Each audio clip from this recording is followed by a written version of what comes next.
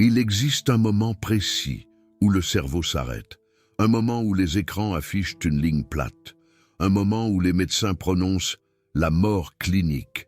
Et c'est à cet instant, précisément, quand la neuroscience décrète que la conscience devrait s'éteindre à jamais, qu'un événement extraordinaire se produit. Raymond Moody a consacré 50 ans de sa vie à explorer ce mystère. Il a recueilli les témoignages de milliers de personnes qui ont franchi la frontière de la mort et sont revenus. Leurs récits remettent en cause tout ce que la médecine moderne croit savoir sur l'esprit humain. Aujourd'hui, vous allez découvrir 6 phénomènes que la neuroscience ne peut simplement pas expliquer. Il ne s'agit pas de spéculation, mais de données factuelles, collectées dans des hôpitaux, vérifiées par des équipes médicales, surveillées par des équipements de pointe. Et pourtant, la science officielle persiste à faire comme si elle n'existait pas. Si vous vous êtes déjà demandé ce qui se passe réellement quand on meurt, si vous vous demandez si la conscience peut survivre au-delà du cerveau, ce que vous allez entendre dans les prochaines minutes pourrait bien changer votre perception de la mort et de la vie. Avant de poursuivre, il est essentiel que vous compreniez un point fondamental. La neuroscience a bâti toute sa théorie sur un postulat simple. La conscience est produite par le cerveau. Point final. Pas de cerveau en état de fonctionnement, pas de conscience. C'est la version officielle, celle que l'on vous enseigne à l'université, celle que l'on retrouve dans les manuels de médecine et dans les documentaires scientifiques. Le problème, c'est que Raymond Moody et des dizaines d'autres chercheurs ont accumulé des preuves qui contredisent directement ce postulat. Pas une ou deux anomalies que l'on pourrait balayer d'un revers de main, mais des milliers de cas documentés dans des hôpitaux du monde entier. Le premier phénomène que la neuroscience ne parvient pas à expliquer est peut-être le plus dérangeant de tous. C'est ce que les chercheurs appellent la clarté paradoxale. Imaginez cette situation. Une personne est victime d'un arrêt cardiaque. Le cœur cesse de battre. Le flux sanguin vers le cerveau s'interrompt. En l'espace de 10 à 30 secondes, l'activité électrique du cerveau disparaît complètement. L'électroencéphalogramme affiche une ligne plate. Selon les critères de la neuroscience, aucun processus cognitif ne devrait être possible dans cet état. Mais que rapportent ces personnes lorsqu'elles sont réanimées? Des expériences d'une clarté mentale qu'elles décrivent comme supérieures à tout ce qu'elles ont jamais connu dans leur vie. Des pensées lucides, des souvenirs vivaces, des perceptions incroyablement détaillées, et tout cela se produit précisément au moment où le cerveau est cliniquement mort. Raymond Moody a documenté des centaines de ces cas, des patients qui décrivent leurs pensées pendant l'arrêt cardiaque comme plus claires, plus rapides, plus compréhensives que n'importe quelle pensée qu'ils ont eue auparavant. Un neurologue vous dirait que c'est impossible. Le cerveau a besoin d'oxygène et de glucose pour fonctionner. Sans ces éléments essentiels, les neurones cessent de fonctionner en quelques secondes. Mais les preuves sont là, vérifiées, documentées, et la neuroscience n'a simplement pas d'explication. En 2023, des chercheurs de l'Université du Michigan ont publié une étude qui a secoué la communauté scientifique. Ils ont surveillé l'activité cérébrale de 4 patients qui étaient en train d'être débranchés du respirateur artificiel. Ce qu'ils ont découvert a défié toutes les attentes. Dans les instants ultimes, alors que le cœur avait déjà cessé de battre et que le cerveau était censé s'éteindre, 2 de ces patients ont présenté une flambée massive d'ondes gamma. Ce sont des ondes cérébrales de haute fréquence, comprises entre 30 et 100 Hz, associées à des états de conscience élevés, à la mémoire et au traitement cognitif complexe. Cette flambée s'est produite exactement à la jonction des lobes temporal, pariétal et occipital. Cette région, que les neuroscientifiques appellent la zone chaude de la conscience, est précisément la zone associée à la perception visuelle, auditive et au traitement du mouvement. C'est aussi la même région liées aux expériences hors du corps et aux états de conscience modifiés. Mais voici le paradoxe qu'aucun neurologue ne parvient à résoudre. Comment un cerveau qui est en train de mourir, privé d'oxygène, dont les neurones devraient s'éteindre en cascade, peut-il produire un pic d'activité cognitive plus intense que pendant l'état de veille normal? L'explication conventionnelle voudrait qu'il s'agisse simplement de décharges aléatoires de neurones mourants, du bruit électrique sans signification. Mais cette explication ne tient pas lorsque l'on examine les données avec attention. Premièrement, l'activité n'était pas aléatoire, elle était organisée, cohérente et localisée précisément dans les zones cérébrales responsables de la conscience. Deuxièmement, elle s'est produite chez des patients différents, à des moments différents, mais en suivant le même schéma. Et troisièmement, les personnes qui rapportent des expériences de mort imminente décrivent des perceptions qui correspondent exactement à ce que ces ondes gamma produiraient. Commencez-vous à comprendre pourquoi Raymond Moody a consacré 50 ans à ce sujet? La neuroscience a élaboré une théorie sur la conscience, et la réalité refuse de s'y conformer. Mais ce n'est que le deuxième mystère. Le troisième est encore plus troublant. Il implique quelque chose qui ne devrait simplement pas être possible, selon tout ce que nous savons, sur le fonctionnement du cerveau. Avez-vous déjà entendu parler de perceptions véridiques? Ce sont des récits de personnes qui, pendant des expériences de mort imminente, décrivent avec précision des événements qui se sont produits alors qu'elles étaient cliniquement mortes. Pas des approximations vagues, mais des détails spécifiques qui ont été par la suite confirmés par des témoins indépendants.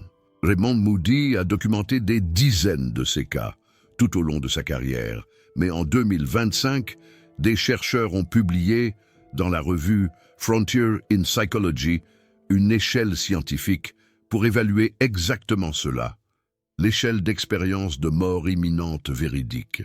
Cette échelle analyse des critères rigoureux, le moment de l'investigation après l'expérience, si les perceptions ont eu lieu pendant un arrêt cardiaque ou une cessation de la fonction cérébrale confirmée par une équipe médicale, et s'il y a eu vérification par des tiers, des sources fiables au-delà du propre expérimentateur, comme des professionnels de santé ou d'autres témoins.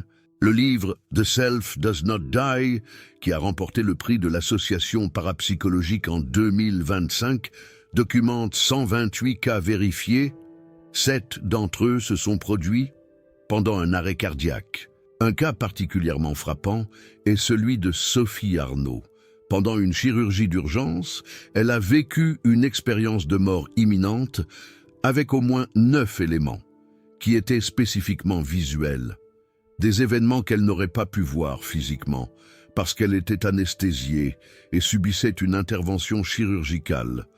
Mais chacun de ces éléments a été corroboré par des témoins oculaires. 4 membres principaux de son équipe médicale ont enregistré des témoignages vidéo confirmant ce qu'elle avait décrit. La neuroscience a un postulat simple concernant la perception. Vous avez besoin d'organes sensoriels fonctionnels, envoyant des signaux à un cerveau en état de marche pour percevoir quoi que ce soit, sans yeux envoyant d'informations visuelles, sans cortex visuel traitant ces informations. Vous ne voyez rien. C'est une loi fondamentale de la neurobiologie. Mais ces personnes avaient les yeux fermés, sous anesthésie, avec des cerveaux éteints, et pourtant, elles décrivaient des événements visuels avec une précision qui a été confirmée par de multiples témoins. Le 4e phénomène est encore plus troublant pour le modèle matérialiste de l'esprit. Lors d'expériences de mort imminente, les personnes rencontrent régulièrement des proches décédés. Cela pourrait en soi être expliqué comme une hallucination, le cerveau mourant accédant à des souvenirs d'êtres chers. Mais il existe une catégorie spécifique de récits qui défie complètement cette explication. Ce sont les rencontres avec des défunts que la personne ayant vécu l'expérience ne savait pas décéder, ou encore plus impressionnant, des défunts que la personne n'a jamais connus de son vivant. Raymond Moody a documenté des cas d'enfants qui, lors d'expériences de mort imminente, ont décrit des rencontres avec des parents décédés avant même leur naissance. Des enfants qui n'avaient aucun souvenir possible de ces personnes, aucune photo qu'ils auraient pu voir, aucune histoire qu'ils auraient pu entendre. Et pourtant, ils décrivaient des caractéristiques physiques et des traits de personnalité qui ont ensuite été confirmés par des membres plus âgés de la famille. L'étude AWARE 2, menée par le docteur Sam Parnia et publiée dans la revue Ressuscitation, a suivi 567 patients ayant subi un arrêt cardiaque dans des hôpitaux des États-Unis et du Royaume-Uni entre 2017 et 2020. Les résultats ont été extraordinaires. Approximativement 40% des survivants ont rapporté une forme de conscience pendant l'arrêt cardiaque, même s'ils ne pouvaient pas se souvenir de détails spécifiques. Environ 20% ont décrit ce que les chercheurs ont appelé une expérience de mort remémorée. Et 3% ont eu une conscience auditive et visuelle claire pendant la réanimation. Certains de ces patients ont eu leurs expériences enregistrées jusqu'à 1 heure après que le cœur ait cessé de battre. 1 heure. Avec un suivi qui montrait une activité cérébrale compatible avec des états de conscience, même lorsque, théoriquement, aucune conscience ne devrait être possible. Le 5e phénomène qui défie la neuroscience est ce que Raymond Moody appelle une transformation permanente. Les personnes qui vivent des expériences de mort imminente rapportent fréquemment des changements profonds et durables dans leur personnalité, leurs valeurs et leur vision du monde.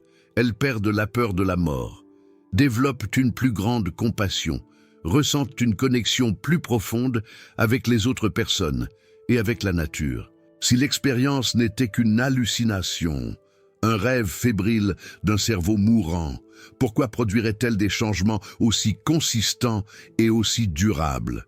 Des chercheurs de l'Université de Virginie ont documenté que ces transformations persistent pendant des décennies.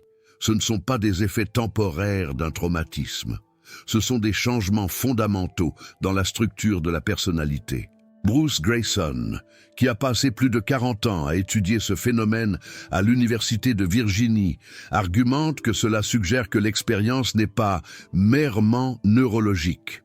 Quelque chose se passe pendant ces épisodes qui transcendent le fonctionnement normal du cerveau. Et maintenant, nous arrivons au 6e et peut-être plus mystérieux phénomène de tous. Et il va révéler quelque chose sur la nature de la conscience que la plupart des gens n'ont jamais considéré. Le 6e phénomène que la neuroscience ne parvient pas à expliquer est ce que certains chercheurs appellent l'expérience de mort partagée. Raymond Moody a été l'un des premiers à documenter ce type de récit systématiquement. Imaginez la situation suivante. Une personne est en train de mourir, un membre de la famille ou un ami proche est présent dans la pièce. Et à ce moment, la personne en bonne santé, qui n'a aucun problème médical, commence à expérimenter des éléments classiques de l'expérience de mort imminente. Elle peut voir le tunnel de lumière, sentir la présence d'autres défunts, avoir une sensation de paix profonde. Certains rapportent même sortir de leur corps et observer la scène d'en haut. Cela ne devrait pas arriver. Si l'expérience de mort imminente est produite par un cerveau mourant, comment une personne parfaitement saine peut-elle avoir la même expérience simplement en étant présente dans la pièce? Raymond Moody a documenté des dizaines de ces cas. Des médecins et des infirmières qui soignaient des patients mourants et ont expérimenté des fragments de l'expérience avec eux. Des membres de la famille qui ont ressenti un changement profond au moment exact où leur proche est parti. La neuroscience matérialiste n'a aucune explication pour cela, aucune, parce que selon le modèle conventionnel, l'expérience devrait être confinée au cerveau du patient mourant. Elle ne devrait pas être capable de s'étendre à d'autres personnes présentes. Maintenant que vous connaissez ces 6 phénomènes, vous vous demandez peut-être pourquoi la science officielle continue de les nier. Pourquoi les manuels de neurologie n'incluent pas ces découvertes? Pourquoi les documentaires scientifiques sur le cerveau mentionnent rarement Raymond Moody ou ses recherches? La réponse est simple et troublante. Accepter ces phénomènes signifierait admettre que le modèle matérialiste de l'esprit est incomplet, signifierait reconnaître que 50 ans de recherche scientifique ont produit des preuves qui contredisent la prémisse fondamentale de la neuroscience moderne. Et cela aurait des conséquences énormes, non seulement pour la science, mais pour la médecine, pour la philosophie, pour la façon dont notre société gère la mort. Vous vous souvenez quand j'ai mentionné au début que Raymond Moody a passé 50 ans à étudier ce sujet? Il a commencé en 1975 avec la publication de « La vie après la vie ». À l'époque, la communauté médicale a reçu son travail avec un scepticisme extrême. Ils ont dit qu'il confondait science et mysticisme, que les récits n'étaient que des hallucinations de cerveau endommagés. 50 ans plus tard, nous avons des études publiées dans des revues scientifiques de prestige. Nous avons des données d'électroencéphalogramme montrant une activité cérébrale là où il ne devrait pas y en avoir. Nous avons des cas véridiques vérifiés par de multiples témoins indépendants. Nous avons une échelle scientifique validée pour évaluer la qualité de ces preuves. Et pourtant, l'establishment scientifique continue de résister. Pourquoi? Une partie de la réponse réside dans ce que les philosophes des sciences appellent un paradigme. Un paradigme est un ensemble de prémices fondamentales qui guident toute la recherche dans un domaine. Le paradigme actuel de la neuroscience suppose que la conscience est un produit du cerveau. Chaque expérience est conçue avec cette prémisse en tête. Chaque résultat est interprété dans ce cadre.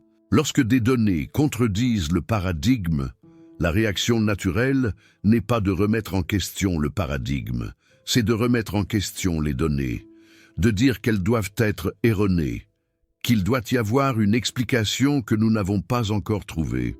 Raymond Moody a fait face à cela pendant toute sa carrière. Il a été qualifié de pseudo-scientifique. On l'a accusé de promouvoir la superstition. Et pendant tout ce temps, Raymond Moody a simplement continué à collecter des données, interviewant des patients, documentant des cas, laissant les preuves parler d'elles-mêmes. Aujourd'hui, des chercheurs de l'Université de Virginie, de l'Université du Michigan, d'hôpitaux à travers le monde, suivent le chemin que Raymond Moody a tracé, et ce qu'il découvre confirme ce qu'il dit depuis le début. La conscience peut exister dans des états que la neuroscience conventionnelle considère comme impossibles, et cela a des implications profondes sur la façon dont nous comprenons qui nous sommes et ce qui se passe quand nous mourrons. Le docteur Étienne Lambert est un neurochirurgien qui a passé des années à opérer des cerveaux humains. Il comprenait la neuroanatomie aussi bien que quiconque sur cette planète. Et il était un sceptique convaincu à propos des expériences de mort imminente. Pour lui, c'était clairement des produits de cerveau endommagés. Jusqu'à ce qu'en 2008, il contracte une forme rare de méningite bactérienne qui a détruit son cortex cérébral. Pendant 7 jours, son cerveau était tellement endommagé qu'aucune conscience complexe n'aurait dû être possible.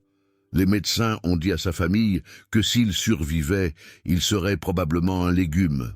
Mais il a survécu, et il est revenu avec des souvenirs vivides d'une expérience extraordinaire. Une expérience que, en tant que neurochirurgien, il savait qu'il n'aurait pas dû être possible dans l'état où était son cerveau.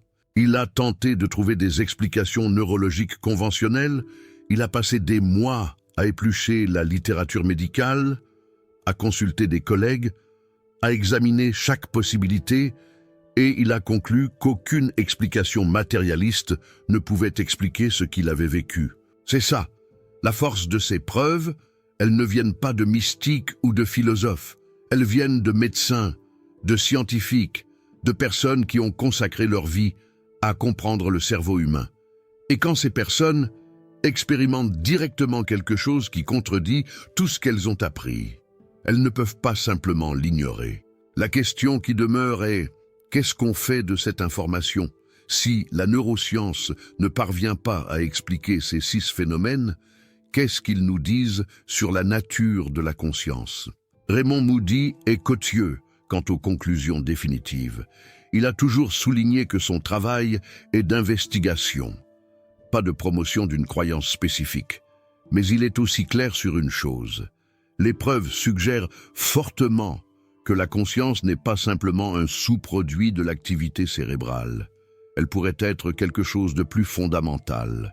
Certains chercheurs, comme le physicien quantique Penrose et l'anesthésiologiste Amroth, ont proposé que la conscience pourrait être enracinée dans des processus quantiques dans les microtubules des cellules cérébrales. Cela permettrait à l'information consciente d'exister à un niveau plus fondamental que l'activité neurologique ordinaire. D'autres suggèrent que le cerveau pourrait fonctionner davantage comme un récepteur que comme un générateur de conscience. Tout comme une radio ne crée pas les ondes radio, elle ne fait que les capter et les traduire. Peut-être que le cerveau capte quelque chose qui existe indépendamment de lui. Ce sont des hypothèses, pas des conclusions prouvées. Mais le point crucial est qu'elles doivent être considérées, parce que le modèle conventionnel ne fonctionne tout simplement pas.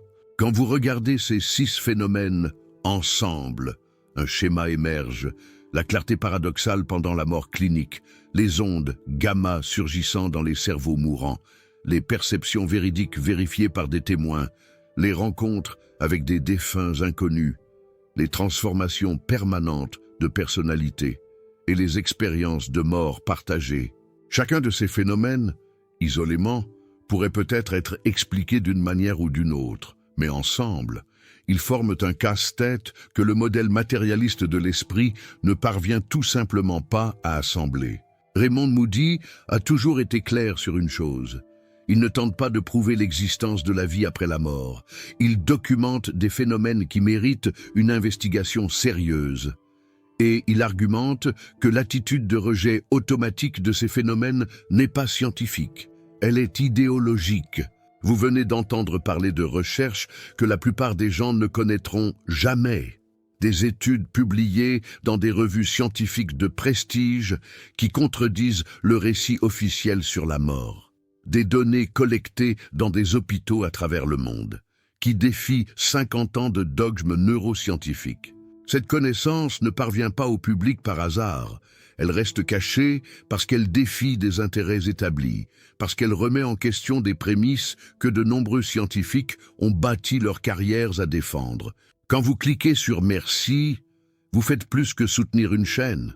Vous financez la divulgation de recherches que l'establishment préférerait garder sous silence. Vous devenez partie d'un mouvement de personnes qui exigent l'honnêteté intellectuelle sur les questions les plus profondes de l'existence humaine. Ce n'est pas un paiement, c'est une déclaration. La déclaration que vous valorisez la vérité plus que la commodité. Maintenant, je veux que vous pensiez à ce que vous avez appris aujourd'hui et comment cela pourrait changer votre relation avec la mort. La plupart des gens vivent avec une peur subconsciente constante. La peur que la mort soit la fin absolue, que quand le cerveau arrêtera de fonctionner, vous cesserez simplement d'exister.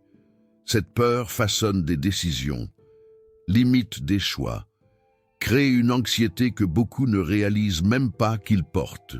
Mais, et si les preuves suggéraient quelque chose de différent? Et si la conscience n'était pas aussi fragile que la neuroscience conventionnelle l'affirme? Raymond Moody a observé quelque chose d'intéressant chez les personnes qui vivent des expériences de mort imminente. Elles ne deviennent pas négligentes avec la vie. Au contraire, elles deviennent plus engagées, plus présentes, plus conscientes de chaque moment, parce qu'elles ont perdu la peur paralysante qui les limitait auparavant. Cela ne signifie pas que nous devons être imprudents. Cela signifie que nous pouvons vivre avec plus de liberté, faire des choix basés sur ce qui compte vraiment, pas sur la peur de ce qui viendra après. Si vous avez déjà perdu quelqu'un de cher, ces preuves peuvent offrir une perspective différente, pas une certitude, parce que la science n'offre pas de certitude absolue, mais une possibilité fondée sur des données réelles. la possibilité que la conscience de cette personne que vous avez aimée ne s'est pas simplement évaporée quand le cœur s'est arrêté. Les rencontres avec des défunts pendant les expériences de mort imminente sont trop consistantes pour être écartées comme des hallucinations. Des personnes de cultures différentes, de religions différentes, d'âges différents, décrivent des expériences remarquablement similaires, rencontrent des parents qu'ils ne savaient pas décédés, reçoivent des informations qu'ils n'avaient aucun moyen de connaître. Vous pouvez choisir d'ignorer ces preuves. Vous pouvez décider que le modèle matérialiste de l'esprit est correct malgré toutes les contradictions. C'est un choix légitime. Mais vous pouvez aussi considérer la possibilité que nous ne fassions que commencer à comprendre la nature de la conscience, que le cerveau, aussi extraordinaire soit-il, ne soit peut-être pas le fin mot de l'histoire, que quelque chose en nous puisse transcender la matière physique. Raymond Moody a 81 ans maintenant. Il a consacré plus de la moitié de sa vie à ce travail, et il continue d'enquêter, de documenter, de questionner, parce que la question de savoir ce qui se passe quand nous mourrons est peut-être la plus importante qu'un être humain puisse poser. La neuroscience conventionnelle veut vous faire croire qu'elle a déjà la réponse, que la mort est simplement la déconnexion d'une machine biologique, que la conscience n'est qu'un sous-produit de processus chimiques, qui cesse lorsque le cerveau cesse de fonctionner. Mais les preuves racontent une histoire différente, une histoire de conscience qui persiste dans des états qui devraient être impossibles, de perceptions qui transcendent les limites du corps, de connexions qui semblent survivre à la mort physique. Vous n'êtes pas obligé de croire quoi que ce soit. Vous devez juste être prêt à regarder les preuves avec un esprit ouvert, à remettre en question des prémices que vous avez peut-être acceptées sans les examiner, à considérer que la réalité pourrait être plus mystérieuse et plus merveilleuse que la science conventionnelle ne l'admet. C'est l'héritage de Raymond Moody, pas une doctrine à accepter, une enquête à poursuivre, une porte qu'il a ouverte pour que d'autres puissent passer et découvrir par eux-mêmes. Avant de conclure, je veux revenir sur quelque chose que j'ai mentionné au début. Les chercheurs de l'Université du Michigan ont documenté des ondes gamma dans des cerveaux mourants, une activité cérébrale intense, précisément dans la zone chaude de la conscience. Cela se produit dans les moments finaux de la vie, lorsque théoriquement aucune expérience consciente ne devrait être possible. Certains scientifiques tentent d'expliquer cela comme du bruit électrique, des décharges aléatoires de neurones mourants, mais cette explication ne tient pas. L'activité est organisée, cohérente, localisée dans des régions spécifiques. Elle suit des schémas que nous voyons dans des états de haute conscience, pas dans un effondrement neuronal aléatoire. Et plus important encore, elle correspond à ce que les gens rapportent. Ceux qui survivent à des expériences de mort imminente décrivent des perceptions vivantes, des pensées claires, des souvenirs intenses, exactement le type d'expérience que les ondes gamma produiraient. La neuroscience est face à un choix. Elle peut continuer à prétendre que ces phénomènes n'existent pas, ou elle peut commencer à enquêter sérieusement sur ce qu'ils signifient. Raymond Moody a fait sa part. Il a ouvert la voie. Maintenant, il appartient à la prochaine génération de chercheurs d'aller de l'avant. Et il vous appartient, en tant que personne qui cherche à comprendre la réalité, de décider quoi faire de cette information. Vous pouvez l'archiver et continuer à vivre comme avant, ou vous pouvez laisser cela transformer votre perspective, que cela change votre relation avec la mort, et par conséquent, votre relation avec la vie. La mort n'a pas besoin d'être un sujet tabou. Elle n'a pas besoin d'être quelque chose que nous évitons de penser jusqu'à ce qu'elle nous force à l'affronter. Elle peut être, comme Raymond Moody le suggère, une porte pour comprendre des aspects de la conscience auxquels nous restons normalement aveugles. Les preuves sont disponibles, les études ont été publiées, les données ont été collectées. Ce qui manque, c'est le courage de regarder et l'humilité d'admettre que nous ne savons peut-être pas encore tout sur qui nous sommes et ce qui se passe quand nous partons. Maintenant, je veux vous entendre. Lequel de ces 6 mystères vous a le plus profondément impacté? Était-ce la clarté paradoxale pendant la mort clinique, les ondes gamma dans le cerveau mourant, les perceptions véridiques vérifiées, les rencontres avec des défunts inconnus, les transformations permanentes ou les expériences de mort partagées? Dites-le nous dans les commentaires. Et si vous ou quelqu'un de proche avez déjà vécu quelque chose que la neuroscience ne peut pas expliquer, partagez votre expérience. Nous construisons un espace où ces conversations peuvent se produire sans jugement.